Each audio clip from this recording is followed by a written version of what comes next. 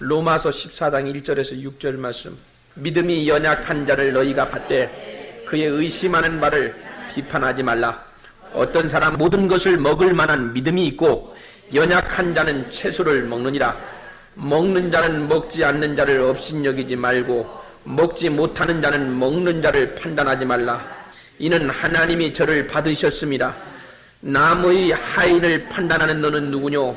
그 섰는 것이나 넘어지는 것이 제 주인에게 있음에 저가 세움을 받으리니 이는 저를 세우시는 권능이 주께 있음이니라. 혹은 이 날을 저날보다 낮게 여기고 혹은 모든 날을 같게 여기나니 각각 자기 마음에 확정할지니라. 6절까지. 나를 중히 여기는 자도 주를 위하여 중히 여기고 먹는 자도 주를 위하여 먹으니 이는 하나님께 감사하며 먹지 않는 자도 주를 위하여 먹지 아니하며 하나님께 감사하느니라. 아멘. 오늘 말씀의 제목은 좋은 교회가 되는 비결. 따라합시다. 좋은 교회가 되는 비결. 여러분, 신앙생활 하면서 최대의 행복이라고 생각하는 것이 무엇이라고 생각합니까? 좋은 교회 다니는 것이 최고의 행복인 줄로 믿습니다. 좋은 교회를 다니면 일단은 마음이 기쁩니다. 그렇죠? 사는 게 그렇게 즐거울 수가 없어요. 괜히 기뻐, 괜히 웃음이 나오고 괜히 즐겁고 막 베풀고 싶고 도와주고 싶고. 여러분 그렇지 않습니까? 기뻐요. 좋은 교회 나오면. 또 어때요? 좋은 교회 나오면 신앙이 쑥쑥쑥 자라납니다. 말씀을 듣는데 그 말씀이 그냥 떠버리지 아니하고 계속해서 말씀이 기억되고 매일매일 자기가 느끼기에도 자기의 믿음이 자라나는 것 같은 그런 느낌을 받습니다. 이런 사람들이 믿음이 자라나면 교회의 일꾼으로 큽니다. 교회의 일꾼이 되면 이 사람들이 세계 나가서 정말 주님이 말씀하신 세상을 변화시키는 그런 사람으로 양육되어집니다. 이 모두는 다 좋은 교회를 다님으로 인해서 맺어지는 거예요. 여러분, 세상에서 이것보다 더 큰 축복이 어디 있습니까? 참 우리가 좋은 역할을 감당해야 되고 세상의 소금과 빛의 직분을 감당해야 되는데 쉬운 일이 아닙니다. 이것이. 저는 젊어서 그런지 미래 사회와 미래 교회에 대한 책들이 많은 프로테이지를 차지하는데 작년 말에 베스트셀러가 됐던 이성희 목사님 미래 사회와 미래 교회, 이게 지금 베스트셀러가 됐어요. 미래 교회가 어떻게 앞으로 변화될 거냐. 여기에 보면은 미래 교회에 대한 진단을 하고 있는데 앞으로 미래 교회는 어떤 모습들이 나타나느냐. 여기 보니까 첫째, 개교회주의가 퇴조할 것이다. 다시 말씀드리면 교단을 자꾸 주장한다든지 어떤 교파를 주장한다든지. 최근에 와서 이 지역사회에 대한 교회의 책임에 상당한 관심을 가지고 많은 교회가 사회봉사라든지 또는 지역사회의 어떤 복지 프로그램이라든지 이런 것에 많이 개발하고 참여하는 사례들이 많아졌습니다. 환경 문제라든지 공동체의 어떤 그런 문제, 교회에 눈을 뜨기 시작했어요. 그래서 자기 교회만 앞으로 이런 교회들은 발전하지 못하고 개교회주의가 퇴조할 것이다.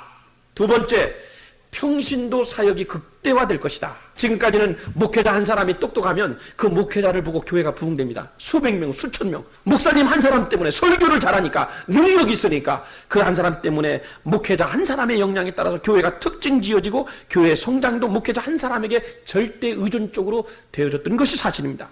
때문에 목회자와 성도들 관계가 수평적인 동역자의 관계가 아니라 모든 프로그램이 목회자 한 사람에게 중점이 되어 있기 때문에 목회자와 평신도 관계가 종속적인 관계, 위아래 이런 종속적인, 회사로 말하면 사장과 직원들의 관계로 이런 수직 관계로 그동안 진행이 되어왔다. 그러나 미래 목회는 목회자의 협력자 내지는 동역자가 될 것이다. 누가? 평신도가. 그래서 미래 교회는 카리스마적인 목회자의 출현보다 평신도 사역이 극대화될 것이다.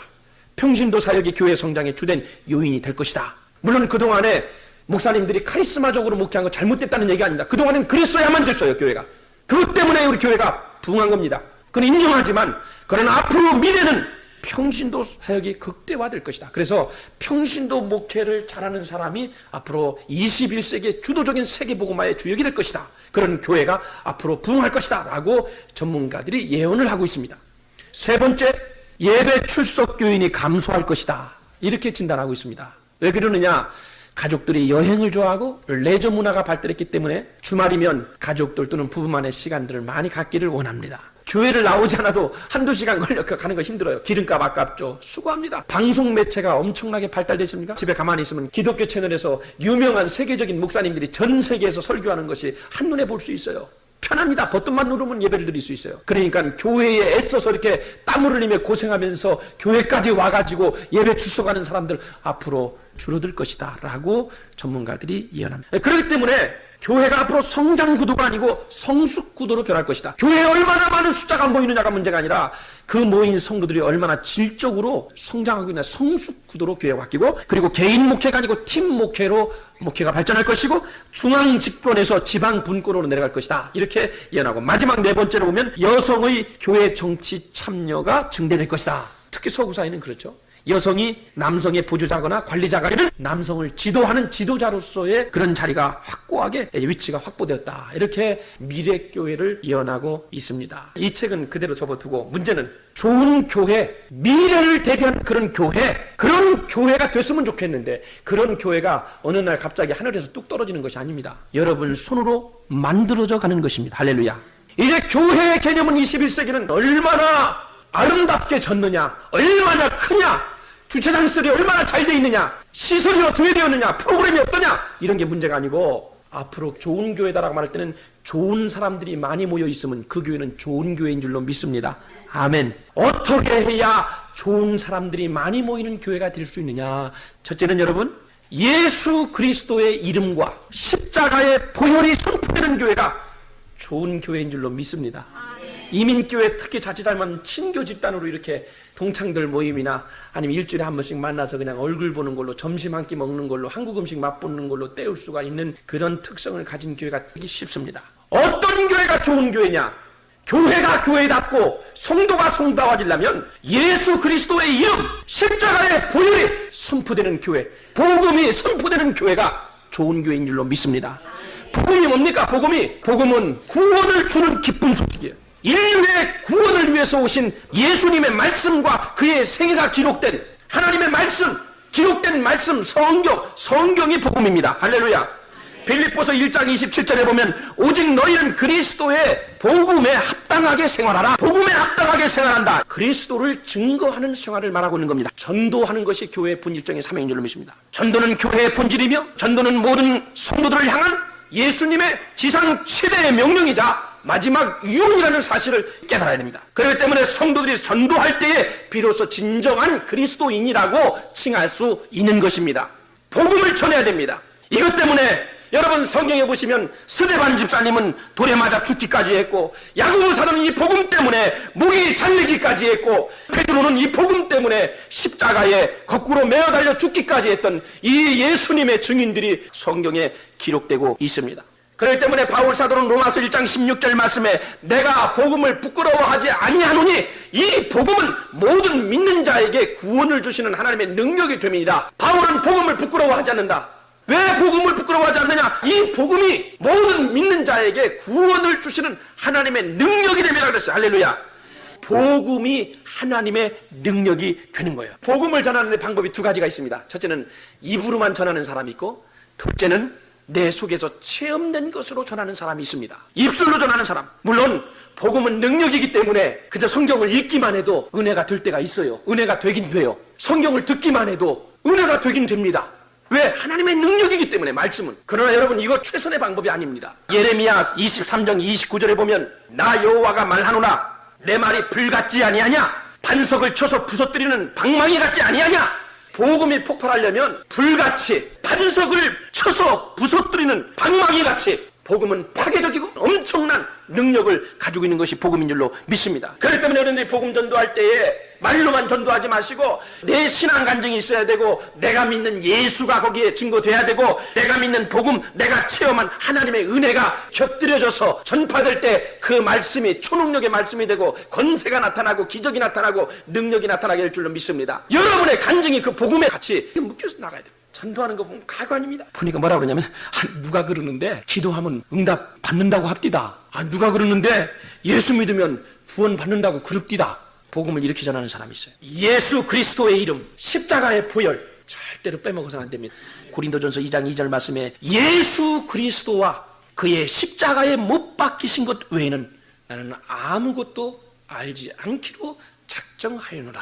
교회가 예수 그리스도의 보혈이 빠지면, 십자가의 복음이 빠지면 교회는 교회다울 수 없어요. 이건 인간의 침묵단체에 불과합니다. 십자가를 외쳐야 구원이 있는 줄로 믿습니다. 예수만을 증거해야 됩니다. 그래야 교회가 교회다워질 수 있습니다. 저는 이 본문 속에서 두 번째, 교회가 좋은 교회가 되려면 첫 번째는 예수 그리스도의 이름과 십자가의 보혈이 선포되는 것이 좋은 교회다. 오늘 두 번째로 여러분 이 본 말씀에 믿음이 연약한 자를 너희가 받되 그의 의심하는 말을 비판하지 말라. 어떤 사람은 모든 것을 먹을 만한 믿음이 있고 연약한 자는 채소를 먹느니라. 좋은 교회는 열린 마음, 성도 개개인의 관용의 자세에 좋은 교회가 될 수 있다고 하는 겁니다. 이 로마서 14장 전체 말씀 우리가 읽지는 않았습니다만 이 말씀을 쉽게 요약하면 그 말씀이에요. 믿음이 좋은 사람이나 믿음이 약한 사람이나 잘 어울려질 수 있어야 그 교회가 좋은 교회입니다. 남자나 여자나 잘 어울려질 수 있어야 좋은 교회입니다. 이민을 왔든지 유학을 왔든지 관광을 왔든지 그런 사람들이 잘 어울려야 좋은 교회인 줄로 믿습니다. 이민을 왔더라도 20년 된 사람이나 10년 된 사람이나 5년 된 사람이나 6개월 된 사람이나 잘 어울려야 좋은 교회인 줄로 믿습니다. 이민사회 그래 나보다 온 지가 얼마 안 되면 일단은 배척을 합니다. 거리감을 둡니다. 괴리감이 형성됩니다. 여러분 이 말이 뭐예요? 집사든 평신도든 서로 잘 어울려야 좋은 교회가 됩니다. 애들이든 할머니들, 많이 배운 사람이든 무식한 사람이든 다 어울릴 줄 아는 교회가 좋은 교회입니다. 이 말을 한마디로 묶어볼까요? 어중이, 떠중이 다 품을 수 있는 교회, 어중이, 떠중이 다 품을 수 있는 교회가 좋은 교회입니다. 목사님하고 인사하다가 그저 윗주머니에서 담뱃값이 떨어지는 그런 성도 있어요. 그런 사람도 용납할 수 있는 교회. 예배 시간에 입에서 술 냄새가 퍽퍽 나는 사람이 와서 예배 드릴 수 있습니다. 그러나 여러분 그런 사람까지도 품을 수 있는 교회가 무슨 교회? 좋은 교회. 예배 시간에 조는 성도가 좀 있다 그래서 그 교회가 나쁜 교회냐? 좋은 교회입니다. 모두에게 다 해당되는 말은 아니지만 성도들 중에 예배 시간만 되면 왜 이렇게 졸린지 몰라. 근데 한 번 졸면 좋은데 상습적으로 조는 사람들이 있단 말이죠. 그런 사람들은 하나님 보기도 부끄럽고 가족은 괜찮아. 집에 가서 그냥 아니다 그냥 밀어붙이면 되지만 참 인사하고 나갈 때 목사님 얼굴 보기가 민망하고 그렇잖아요. 또 만약에 같은 줄에 앉아있는 또 성도들이 또 보게 되면 그거만큼 또 얼굴이 부끄러운 게 어디 있어요. 이 조는 사람도 분류가 다 돼요. 분석이 다 돼요. 세 가지 분류가 있어요. 첫째는 안심태평형이 있습니다. 졸긴 졸아 아주 편안하게 교회에 와서. 그럼 뭐냐면 그 사람 마음속에 뭐가 있냐면 야 세상에서 이만큼 편안한 곳이 어딨냐. 그러니까 아예 그냥 처음부터 오면 잡니다. 근데 이런 사람들 보면 설교 마치는 시간은 기가 막히게 알아요. 실컷 졸다가 설교 끝나면 그때는 말이죠 벌쩍 깨가지고 옆 사람하고 목사님이 할렐루야 인사합시다 그러면 아무 일이 없었던 것처럼 그리고 인사하고 이런 사람들이 있습니다. 이런 분은 자기 본인이 잤다는 사실도 몰라요. 내가 예배 시간에 졸았나는. 이게 뭐냐면 안심태평형 이런 사람이 있어요. 두 번째, 조는데 똑같이 졸아도 미안 위장형이 있습니다. 예배 시간에 졸기는 깜빡 졸아. 조는데 창피하니까 위장 나는 거예요. 마치 졸긴 조는데 목 운동하는 것처럼 딱 떨어졌는데 목을 몇 번 차고로 이렇게 돌려봅니다. 응? 돌려봐. 응? 또 어떤 데는 일부러 졸음이 오긴 오는데 어떻게 하십니까? 눈을 지그시 감습니다. 그리고 마치 말씀을 묵상하는 것처럼 그리고 목사님 말씀을 다 듣고 있는 것처럼 깊은 생각에 빠진 것처럼 그렇게 포즈를 취합니다. 근데 이건 뭐냐면 나는 지금 졸고 있는 것이 아니라 뭔가 깊은 생각에 빠졌으니까 깊은 묵상 속에 내가 말씀을 듣고 있다고 하는 그런 무언의 표시라고 생각이 됩니다. 근데 제 목회 경험으로 봐서 이런 분들은 대부분 다 취침하는 사람들이 많아요. 체면 때문에 미안하셔서 위장술까지 개발하신 이런 성도들이 종종 있는데 얼마나. 그 다음에 세 번째 정말로 안타까운 스타일 피곤 가련형이 있어요. 피곤 가련형. 이건 뭐냐면 마음은 원인데 안 자고 싶어서 막 그냥 찌르기도 하고 별짓을 다 하고 하는데 그래도 눈꺼풀이 자꾸 이렇게 고개가 떨어져요. 이런 사람들은요 목회자가 인사받기가 참 무한합니다. 계속해서 처음부터 끝까지 이러고 그냥 계속 인사를 합니다. 한 번만 하면 괜찮은데 굉장히 무한해 인사받기가. 이런 사람들이 있어요. 미안해요. 자기 마음속에 아주 괴로워요. 그런데 눈꺼풀이 자꾸 내려오니까 어떤 데는 정말 그런 사람들 보면요 내려가서 팔베개에다 해주고 좀 편안하게 옆에 누워드리고 좀 쉬게 하고 싶은 마음이 치근한 생각이 들 때가 있어요. 가련합니다. 그런 사람들은. 오직 하면은 저렇게 피곤한데 예배 시간에 와서 졸을까? 얼마나 고생했으면 그럴까? 그런데 여러분 안심태평형이든 미안 위장형이든 아니면 그야말로 피곤 가련형이든 어쨌든 어떤 방법으로 졸든지 괜찮습니다. 우왕좌왕하다가 천국은 가게 되니까. 천국을 가는 거야. 그래서 옛날에는요, 제가 목회 초년기에는 조는 사람 보면 막 가슴 치고 왜 이렇게 저렇게 근데 저렇게 조를까 참 안타깝고 그랬는데 요즘은 조라도 이해가 그렇게 잘 돼. 이 열린 마음 아닙니까? 서로 이해해 줄 수 있는 마음. 전도하다 보면 어떤 사람이 그래요. 목사님, 교회 다니는 사람이 그럴 수 있습니까? 그럴 수 있어요, 없어요? 그럴 수 있어요. 그럴 수 있어요. 왜 그러느냐? 교회의 사명이 뭡니까? 죄인을 변화시켜서 구원하신 것이 목적이기 때문에 교회는 별의별 사람이 다 와서 있을 수 있어요. 제가 실제로 목회하면서 제 성도 중에 하나가 예배 시간만 되면 술을 먹고 와가지고 술 냄새를 풍풍 풍기는 젊은 청년이 있었어요. 교회를 안 나왔으면 좋겠는데 왜 이렇게 교회를 오는지. 그런데 교회 오는 사람 뭐라고 할 수 있어요? 예배 시간만 되면 술 먹고서 와가지고 뒤에서 꿀꿀아 그렇게 자고 코 골면서 자기도 하고 어떤 데는 술 냄새를 팍 그 근처에 앉아있는 성도들 보면 막 입을 막고 난리가 났어. 예배 시간에 참 갈등이 생겨. 저 사람을 교회를 못 오게 해야 되는지 와야 오게 해야 되는지 저러다가 어쩌다가 또 은혜 받으면 또 변화될 수 있겠지. 뜬짓도 하고 나쁜 친구들하고 어울렸던 나도 과거의 내 모습인데 저러다가 은혜 받으면 되겠지. 그 마음 때문에 그 사람을 오지 못하게 못합니다. 그런데 실제로 목회해 보니까 그래도 은혜가 되더라고. 그래도 어느 날 되니까 술을 끊고 말이죠. 아주 이발 착하고 말끔하게 와서 예배를 드리더라고요. 여러분, 예수님은 항상 죄인들과 함께 식사를 하셨습니다. 그리고 죄인들과 함께 어울리셨습니다. 이것을 보던 바리새인들이 예수님 보고 뭐라고 손가락 잡니까? 야, 예수가 저 사람은 죄인의 친구다. 어떻게 죄인들하고 같이 어울리고 같이 밥을 먹냐? 유대인들은 상상도 못했던 것들이요. 이때 예수님이 뭐라고 대답합니까? 내가 의인을 부르러 온 것이 아니고 죄인을 부르러 왔노라. 건강한 자에게는 의사가 필요 없고 병든 자에게라야 의사가 필요하다. 교회는 죄인들이 모이기 때문에 별의별 사람이 다 모일 수 있습니다. 그렇기 때문에 예수님의 치료가 필요하고 예수님의 말씀을 자꾸 들어야 내 자신이 변화될 수 있습니다. 어떤 사람은 한 번에 변화되는 사람인가 하면 어떤 사람은 1년 만에 변화되는 사람이 있고 어떤 사람은 몇 년 동안 예수를 믿다가 예수 믿은 지 10년 만에 말씀이 또 새롭게 와닿는 사람도 있고 다른 교회 다닐 때는 몰랐는데 또 이 교회 와서 은혜 받은 사람도 있고 그래요. 가지각색입니다. 제가 여러분에게 조심스러운 말씀을 드립니다. 여러분, 오늘날 교회 안에 안타깝게도 예수님의 자세에 가깝기보다는 바리새인들의 태도에 가까운 신앙생활을 하는 사람들이 참 많습니다. 자칫 잘못하면 신앙생활을 하는 사람들이, 특히 오래 믿은 사람들, 직분을 가진 사람들, 또 높은 위치에 있는 사람들이 혹시나 생각 중에 이런 생각을 해요. 야, 내 신앙이 제일이다. 자신의 신앙이 제일인 것처럼 생각을 하거나 또는 자신만 예수를 잘 믿는다고 하면서 연약한 성도를 쳐다보지도 않는 그런 사람들이 교회 안에 안타깝게도 많습니다. 그들을 변화시키기보단 정죄하기에 바쁩니다. 이건 뭐냐면은 간신히 교회 나와서 적응해 보려고 애를 쓰는데 몸부림치는데 마치 기어다니는 사람 보고 나처럼 뛰어다니라 날려다니라 하는 것과 똑같아요. 어떻게 기던 사람이 하루아침에 날아갈 수 있습니까? 오늘 여러분 본문 말씀에 믿음이 연약한 자를 너희가 봤되 그의 의심하는 바를 비판하지 말라. 어떤 사람은 모든 것을 먹을 만한 믿음이 있고 연약한 자는 채소를 먹느니라. 먹는 자는 먹지 않는 자를 업신여기지 말고 먹지 못하는 자는 먹는 자를 판단하지 말라. 서로가 마찬가지예요. 이는 하나님이 저를 받으셨습니다. 남의 하인을 판단하는 너는 누구냐? 그 섰는 것이나 넘어지는 것이 누구에게 있음에? 제 주인에게 있음에 저가 세움을 받으리니 이는 저를 세우시는 권능이 주께 있습니다. 그러면서 혹은 이 날을 전날보다 낮게 여기고 혹은 모든 날을 같게 여기나니 각각 자기 마음에 확정할지니라. 비슷한 내용이 사도행전 10장에 나와요. 베드로는요 부정한 음식을 먹지 않겠다고 발버둥을 칩니다. 근데 왜 먹지 않느냐? 베드로에게 유대인의 피가 흐르고 있었습니다. 당시 로마 교회 안에 이방인들과 유대인들 두 부류가 있었는데 서로가 갈등 관계에 있었어요. 유대인들은 뭡니까? 유대인의 특징은 목매어 죽인 짐승은 먹지 않습니다. 돼지고기 안 먹습니다. 피가 있는 것도 안 먹습니다. 몹시도 음식을 가립니다. 가려서 먹어요, 음식을. 그런데 반면에 이방인들은 교회 안에서 가려먹는 것이 문제가 아니에요. 아무거나 주는 대로 먹어. 이방인들은 피를 먹지 않습니다. 유대인들은. 그러나 이방인들은 뭐예요? 선지를 먹으면서 야, 이 멍청한 사람들아, 이 선지국이 얼마나 맛있는 줄 아냐? 순댓국이 얼마나 맛있는지 아냐? 이방인들은 그런 자세로 복음에 임합니다.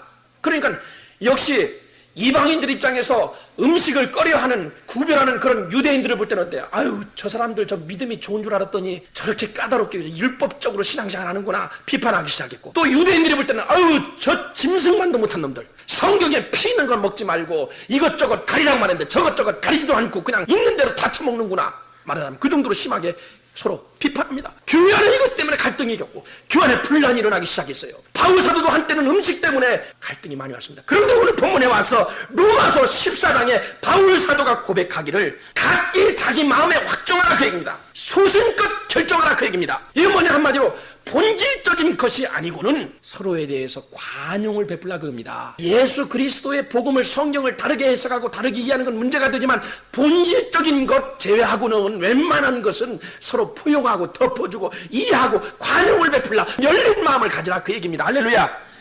자라온 환경이라든지 출신 교파라든지 출신 교회에 따라서 신앙의 패턴이 다를 수 있습니다. 그러나 그것이 근본적인 오류를 범했다든지 또는 비진리가 아니라면 다 누구든지 포용해야 좋은 교회가 될 수 있는 줄로 믿습니다. 한 예를 들으면 묵상기도만 하던 사람은 통성기도하는 사람을 이상한 사람이라고, 광신자라고 말해야 됩니까? 말하지 말아야 됩니까? 말하지 말아야 돼요. 또 만약에 기도를 해도 자꾸 통성기도하고 방언으로 기도하던 사람들이 조용히 기도하고 신앙생활하는 사람들 보고 이상한 사람이라고, 믿음이 적은 사람이라고, 차가운 사람이라고 그렇게 말해서 됩니까? 안 됩니까? 안 돼요. 통성으로 하는 기도든 조용히 묵상으로 하는 기도든 어찌됐든 기도하면 되는 거야. 나하고 은혜 받는 방식이 좀 다를 뿐이지 왜 나처럼만 한다고 저 사람을 비판하고 평가하고 정죄합니까? 이거는 비성경적입니다. 은혜 받는 방법이 다 달라요. 어떤 사람은 통성 기도하고 어떤 사람은 열심히 막 땀 흘리면서 은혜 받는 사람이 있고 어떤 사람은 차근차근해서 느긋느긋해서 은혜 받는 사람이 있고 그래요. 다 다른 거예요. 다른 걸 인정할 수밖에. 나하고 은혜 받는 방식이 다르구나 하고 지나가야지. 왜 나하고 다르냐? 저 사람 신앙생활 어디서 했느냐? 언제 세례 받았느냐? 말씀 교육을 누구한테 받았느냐? 이렇게 손가락질 할 필요 없다 이거예요. 권위 있는 기독교 잡지사에서 목사님들을 대상으로 설문조사를 했어요. 교회에서 제일 다루기 불편하고 무서운 사람이 누굽니까? 목사님들한테 설문조사를 했는데 1위가 누가 됐냐면 목사님이 제일 무서운 사람, 제일 다루기 어려운 사람. 1위 40일 금식기도한 사람, 2위 철야기도 잘하는 사람, 3위 성경을 많이 알거나 신학 공부한 적이 있는 사람. 목사님이 제일 무서운 사람들이요. 여러분 왜 그럽니까?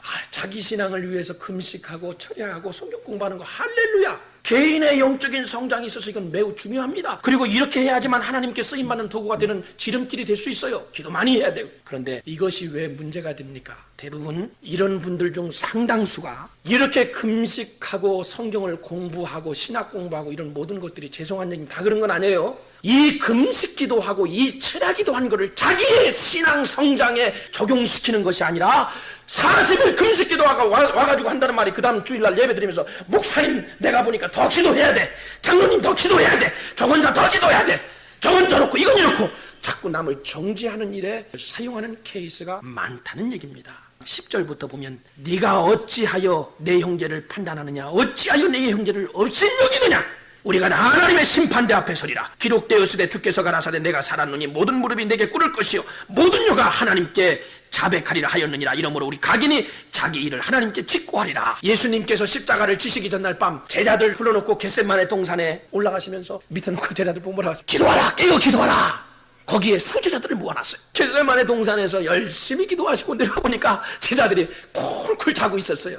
자, 우리 같으면 어떡할까요? 여러분이 예수님이라면 어떡하시겠어요? 이런 괘씸한 놈들, 아니 그래도 많은 사람 중에 너희들을 특별히 뽑아서 수제자로 만들었는데, 아니 내가 지금 다음날 십자가에 달려서 붙잡혀서 죽는데 땀이 피가 되도록 기도하고 있는데 졸고 있어? 이런 괘씸한 놈, 이 망할 놈들, 지금이 잘 때냐?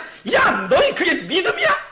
말할 수 있습니다. 우리 같으면 그렇게 말해요. 근데 성경에 보면 예수님은 그렇게 하지 않았어요. 그 유명한 말을 남기셨죠? 마음은 원이로되 육신이 약하다 그러셨어요. 그건 뭐냐면 너희들 지금 졸고 있지만 속은 터지지만 너희들 본심을 내가 안다. 그런 절박한 상황 가운데서도 그들의 믿음을 평가하지 않았어요. 격려해 주시고 싸매시고 그리고 그들을 붙잡아 주신 예수님의 모습을 봅니다. 이것이 성도의 능력인 줄로 믿습니다. 13절 볼까요? 13절 보시면 이것만 읽고 끝냅시다. 13절, 그러면서 우리의 신앙에 덕이 있는 신앙생활 하기를 성경은 강조하고 있습니다. 13절, 그런즉 우리가 다시는 서로 판단하지 말고 도리어 부딪힐 것이나 거칠 것으로 형제 앞에 두지 아니할 것을 주의하라. 15절, 만일 식물을 인하여 내 형제가 근심하게 되면 이는 네가 사랑으로 행치 아니함이라. 죽으신 형제를 내 식물로 많게 하지 말라. 16절, 그러므로 너희의 선한 것이 비방을 받지 않게 하라. 20절, 하나님의 사업을 무너지게 말라. 만물이 다 정하되 껄기 물어먹는 사람에게는 악하니라. 고기도 먹지 아니하고 포도주도 마시지 아니하고 무엇이든지 내 형제로 거리끼게 하는 일을 아니함이 어떠니라? 아름다우니라. 우리가 신앙생활하면서 좋은 교회가 되려면 율법으로만 부족합니다. 은혜가 있어야 됩니다. 정의로만은 부족합니다. 사랑이 있어야 됩니다. 사람은 정죄하고 손가락질함으로 변화되는 것이 아니고 사랑으로 변화되는 존재인 줄로 믿습니다. 첫 번째, 복음이 선포되는 교회가 살아있는 교회면 좋은 교회고, 두 번째, 성도들끼리 서로 마음을 오픈하고 열린 마음을 가질 때에 좋은 교회가 될 줄로 믿습니다. 이 일에 우리가 최선을